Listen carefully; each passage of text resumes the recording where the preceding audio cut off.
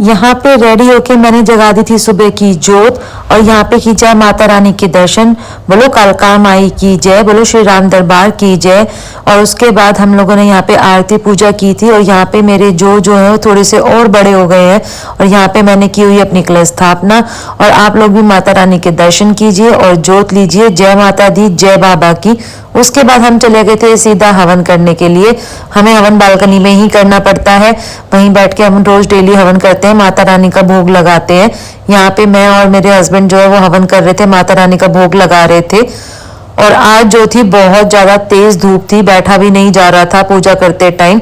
सीधी सामने धूप लग रही थी, बहुत ज्यादा गर्मी लग रही थी। और यहाँ पे हमने जो है अपना हवन जो था संपन्न किया, माता रानी का भोग लगाया। जय माता दी। यहाँ मैंने कायरा को बोला झाड़ू लगाने के लिए, क्योंकि आधे घर में मैं लगा चुकी थी। तो ये इसके झाड़ू लगाने का तरीका है, देखो, मतलब डांस ज्यादा और झाड़ू कम, ऐसे झाड़ू लगती है। और मना करूंगी तो कहेगी नहीं मम्मा मैं ही लगाऊंगी, तब ये हाल है। और मैं कर रही हूँ यहाँ अपना फेवरेट काम, पूजा करके हवन करके चाय बनाने का, क्योंकि माता रानी को भी चाय का भोग लगेगा। तो फटाफट चाय बना के माता रानी को भी चाय का भोग लगाते हैं। अभी नीचे आ गए थे फ्रूट वाले भैया, उनसे मैं लेके आई हूँ अंगूर, खरबूजे और तरबूज। पिछली बार वाले जो खरबूजे थे वो मीठे बिल्कुल भी नहीं निकले, पर वो कह रहे हैं इस बार मीठे निकलेंगे। तरबूज बहुत मीठा था और अंगूर तो वाकई में इतना मीठा है। जब इसका सीजन था तब इतना मीठा नहीं था, बट आज जो हम अंगूर लेके आए, आज नहीं मतलब मैंने 3-4 दिन पहले भी लिए थे, ये वाले अंगूर जो है बहुत ज्यादा मीठे हैं। उसके जो दाने हैं ना वो भी बहुत मोटे हैं, काफी मोटे दाने हैं इसके। और जो अंगूर है बहुत मीठा है, क्योंकि वर्त में फ्रूट्स ज्यादा प्रेफर करने चाहिए, नमकीन वगैरह से बेटर होते हैं फ्रूट, तो हम फ्रूट ही ज्यादा खाते हैं। तो अब मैं लेके आ गई फ्रूट और अभी हम चलते हैं मार्केट, हमें कुछ काम है। आप भी हमारे साथ मार्केट चलिए, विजिट कीजिए।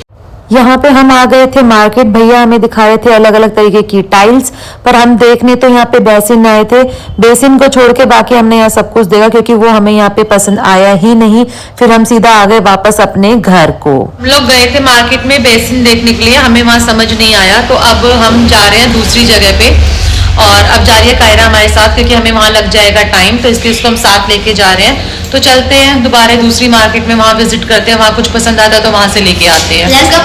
यहाँ पे हम मार्केट में पहुंच चुके हैं। हमने काफी शॉप्स पे विजिट किया था, पर हमें किसी भी शॉप पे कुछ समझ नहीं आया, तो मैंने वहां कुछ शूट ही नहीं किया। हमने इसी शॉप से परचेज किया था, तो मैंने यहीं पर ही शूट किया था। और यहाँ पे बहुत ही अलग अलग तरीके की वेराइटी की जो थी बेसिन थी, और हम लोगों ने यहाँ से पसंद भी कर ली और हमने यहाँ से ले भी ली है। मार्केट से निकलते के साथ ही मुझे बस एक ही टेंशन थी कि जाम ना मिले, हम फटाफट घर पहुंच जाए, मैं संध्या की जोत टाइम से लगा दूं और माता रानी का भोग जो है वो टाइम पे बना दूं। और यहाँ पे मैंने माता रानी की जोत जगा दी है। आप लोग भी जोत लीजिए, माता रानी के दर्शन कीजिए, बोलिए कालका माई की जय, बोलो श्री बालाजी महाराज की जय। और बिल्कुल सही टाइम पे जोत लग के पूजा संपन्न हुई और उसके बाद मैंने बनाया माता रानी का भोग। आज हम लोग गए थे मार्केट, जो कि आपने व्लॉग में देख ही लिया होगा। तो मैं इतना ज्यादा थक गई थी, सबके लिए अलग अलग कुछ ना कुछ बनाना मेरे अंदर हिम्मत नहीं थी। तो मैं फटाफट घर पहुंचे, चेंज वेंज करके मैंने माता रानी की जोत जगाई, आरती पूजा की शाम की। उसके बाद फिर मैंने फटाफट आलू काटे और आज मैंने सबके लिए बनाए हैं आलू के चिप्स, खीरे का रायता और चटनी। चटनी तो मस्ट है ही मेरी। और आज मैंने कायरा को भी और उसके पापा को भी, दोनों को सेम खिलाए हैं, आलू के चिप्स और खीरे का रायता और चटनी। किसी किसी दिन सिंपल भी होना चाहिए। कल देखते हैं क्या बनाते हैं। बाकी आप लोग हमारे ब्लॉग में बने रहिएगा। एक्चुअली इन बैंगल्स की ना रील्स बहुत ज्यादा चल रही थी, तो एक रील आई थी कि अपनी देवरानी या छोटी बहन को भेजो, वो दिलाएंगे। तो मैंने भी वो रील शेयर कर दी थी, पर मुझे नहीं पता था कि मेरी देवरानी, मेरी छोटी बहन, की वो सच में इतना सीरियसली लेके जाएगी। उसने मुझे डन किया था कि मैं संडे को आपके लिए बैंगल्स भिजवाऊंगी, और उसने सच में मेरे लिए, देखो ये बैंगल्स जो है उसने मेरे लिए भिजवा दी सच में। Thank you so much Sonika. Sonika आपको पता होगा, मेरी देवरानी मेरे ब्लॉग में पहले भी देखी होगी। तो उसने मुझे कहा था मैं संडे को पक्का भिजवाऊंगी, और सच में उसने संडे को मेरे को ये बैंगल्स भिजवा दी। तो thank you so much, thank you so much. मुझे लगा था मजाक कर रही है, मुझे नहीं पता था सच में भिजवाएगी।